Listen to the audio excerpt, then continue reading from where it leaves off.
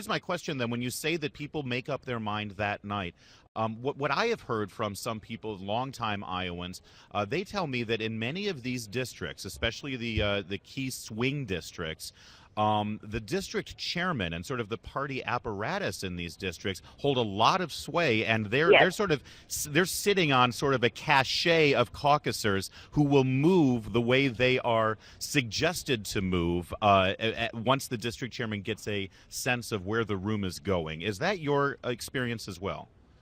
Absolutely. And that's why folks can't predict these things, because, it is very local, and these, they have that bit of, the party still matters in Iowa. In some states, maybe not as much, but in Iowa, it really does. I mean, and if this is like, hey, buddy, I need your help here with this candidate. He's going to do this for agriculture. He's going to do that for business. Yeah. I need you. I need your vote. Well, you know what?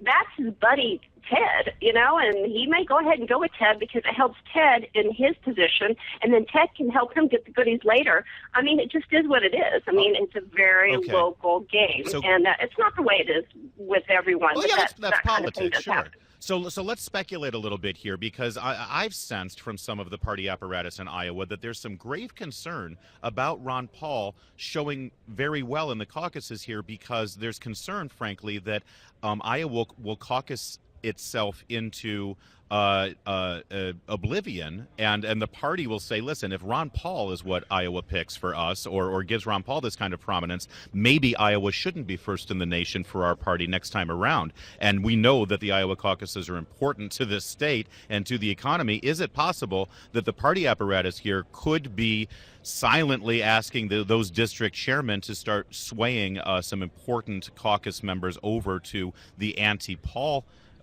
side, which may end up being Santorum being the beneficiary of that? Is that, and again, we're just speculating, but do you see a scenario like that happening? No, I'm not speculating. I've talked to the party officials. I know they were concerned about it because, that takes away their significance. In Iowa, they want to keep number one in the nation.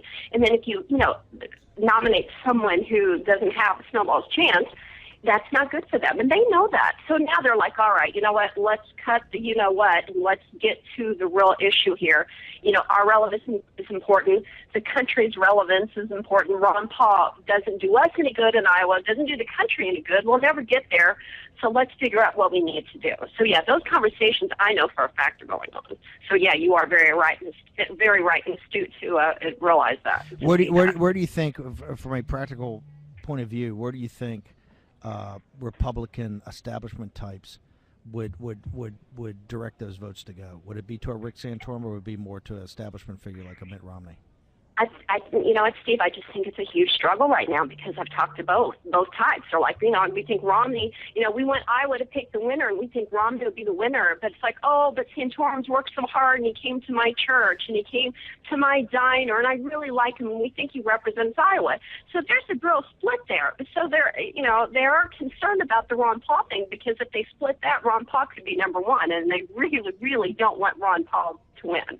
There's a huge concern with that, because his folks are like, the kids at the schools, they're just got this protest vote. I mean, you know how it is when you're in college. You're like, I'm down with the man, Right. I just want to go against everything, and he riles that up, and that's, in a way, that's good, because it gets. Is that different than you were what, national chairman of young Republicans or college Republicans? Is this a different crowd? Because correct. The average age of the caucus goers in the Republican caucus in 80. Iowa, it was Dee Dee Benkie. Wow. Actually, that number is 60. So the jailbait is 50. Right? I'll be honest with you. I saw some video from last year's caucuses. I think the average age was dead. I'm sorry. Yeah. Well, yeah, you get it. So everyone's probably going to know a lot of those Ron Paul people coming in, because they'll be coming from schools, and they're going to be. I don't know. I kind of think they're going to be able to keep them from getting the number one spot, because they are concerned, and they get that. And they had so much change with the schedule, with Florida just making everything crazy, and so Iowa knows that they're kind of on the chopping block here. They could be, so that's very important to them. So I'm sure that there are a lot of discussions and trying to figure out where the votes are going to go. And I will tell you this, and I'm positive that the party apparatus is very tightly knit, like it is in Indiana. It's very similar. So they're trying to figure it out right now. I mean, between Romney and Santorum and how they deal with the Paul bots. And, they're not going to want him to get number one. It's very bad for Iowa. It's terrible for Iowa. In fact, if he wins, the biggest loser is absolutely Iowa. So I hope for my friend about the Iowa GOP, I hope that doesn't happen. Yeah, I just want to make sure.